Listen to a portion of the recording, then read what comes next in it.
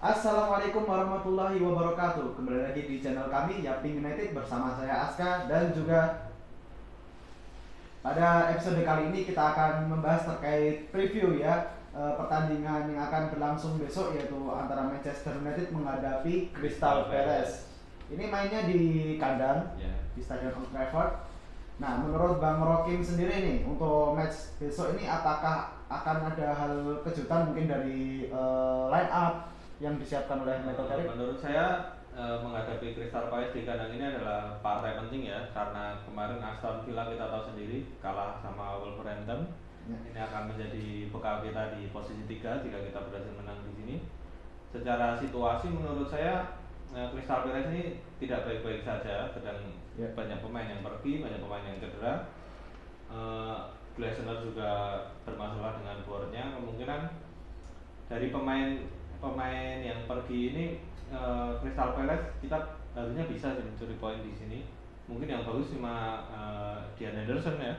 Ya, mantan kiper kita itu performanya bersama Crystal Palace selama musim ini sangat luar biasa. Terbukti dari rating yang ditunjukkan tiap matchnya, dia rata-rata di kisaran 7 juga. Ya, dia setara Lemon menurut saya, bagus.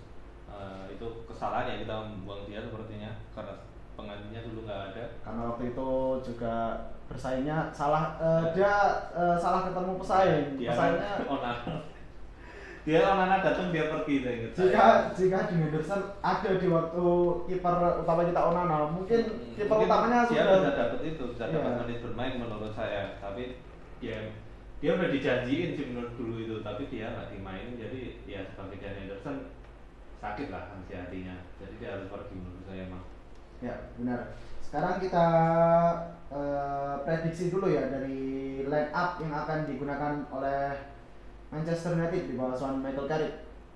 Untuk line up tetap sama harusnya. Tapi ini ada yang beda di bagian belakang. Ya, karena Lisandro Martinez sedang cedera ya, jadi akan digantikan. Kemungkinan besar kalau menurut saya itu akan diturunkan Leny Yoro kembali. Ya, karena Lisandro Martinez cedera, mungkin Leny Yoro akan main di starter dan akan diganti oleh Eden Heaven menurut saya nanti.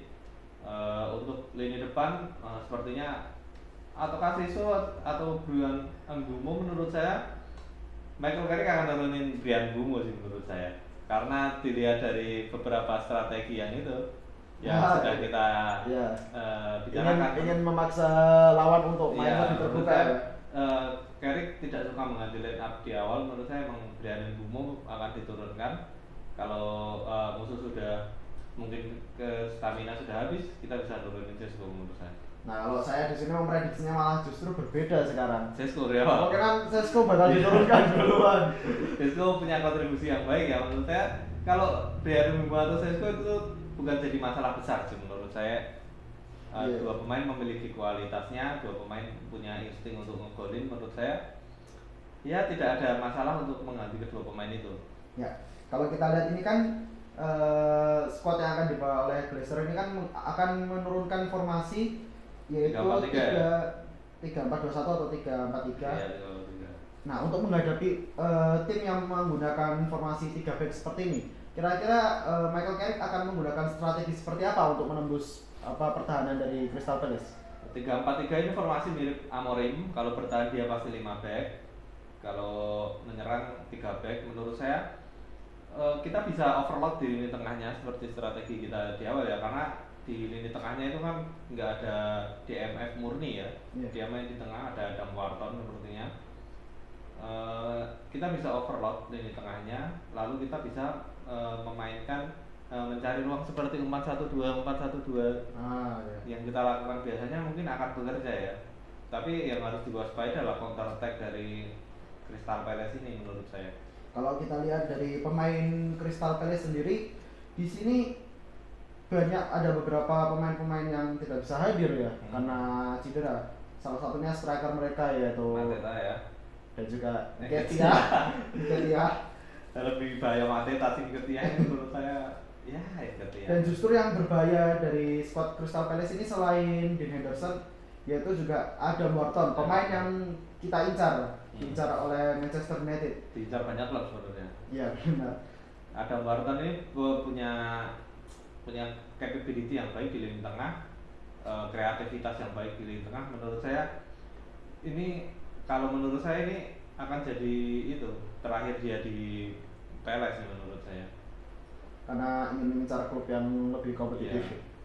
Karena klubnya ini kalau kita bisa lihat dari luar sih kayak amburadul ya, semua marahan gitu.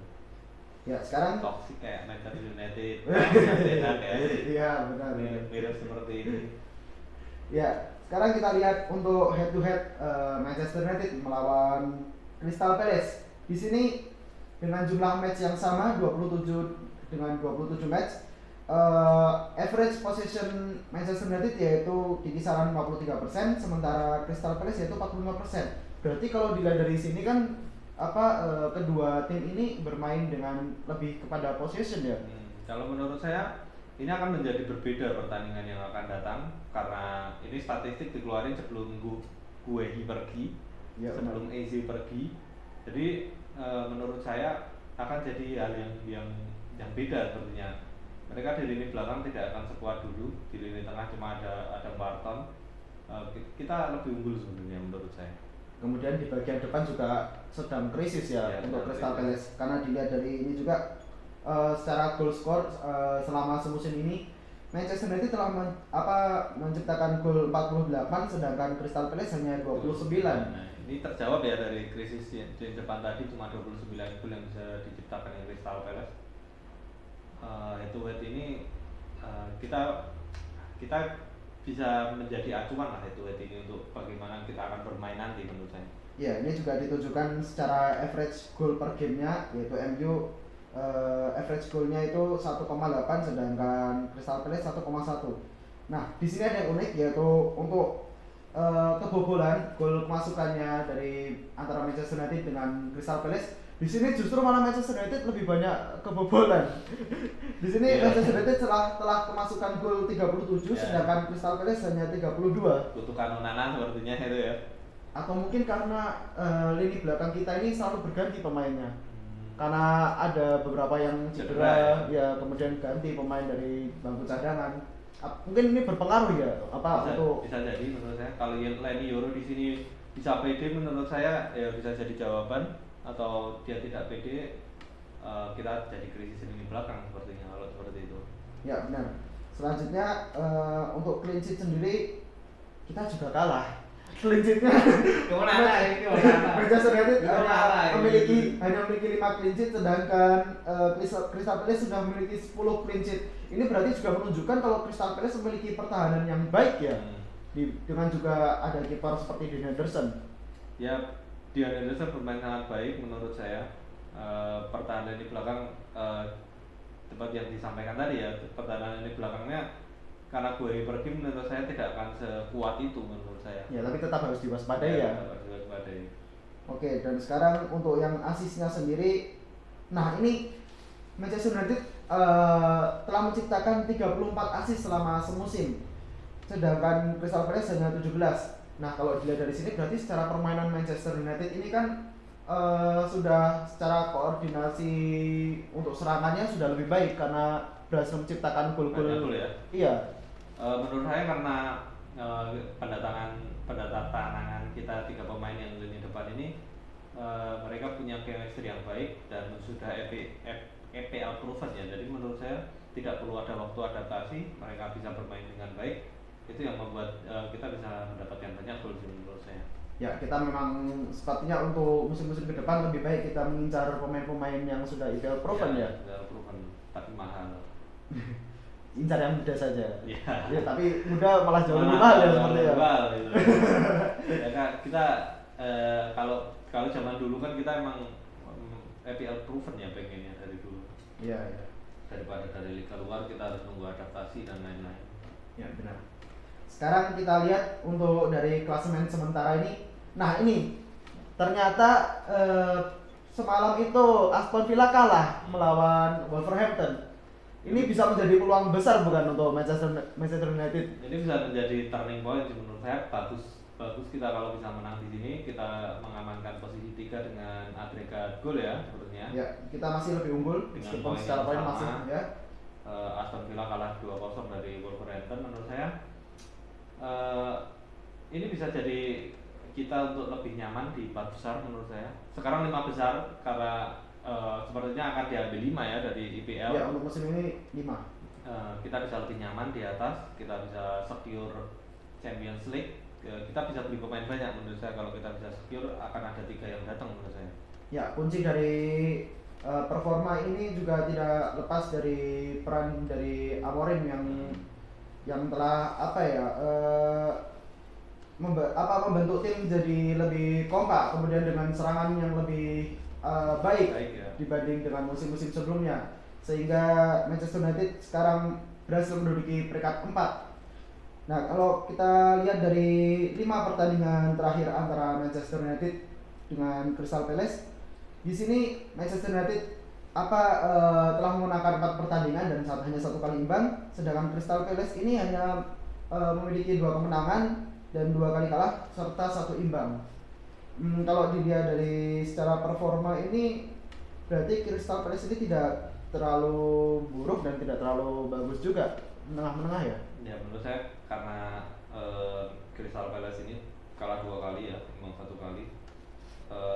Agak cek menurut saya ini Crystal Palace ini kayaknya di depannya itu nggak terlalu jauh gap poinnya. Menurut saya mereka juga punya motivasi untuk menang karena ternyata peringkat 13 ya.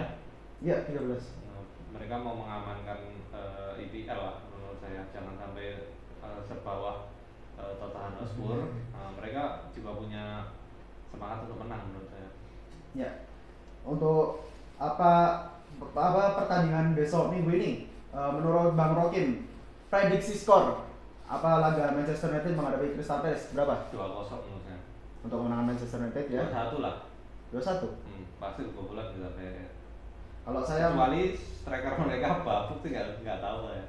2-1 sih. Baik kita juga nggak yang bisa diandalkan cuma Maguire doang. 2-1 sebenarnya. Kalau saya melihat karena ini pertandingannya di kandang ya, di Old Trafford, saya mengharapkan saya prediksi MU bisa memenangkan minimal 2-0. Ya, 2-0. Dan saya harap Sesko bisa mencetak gol kembali.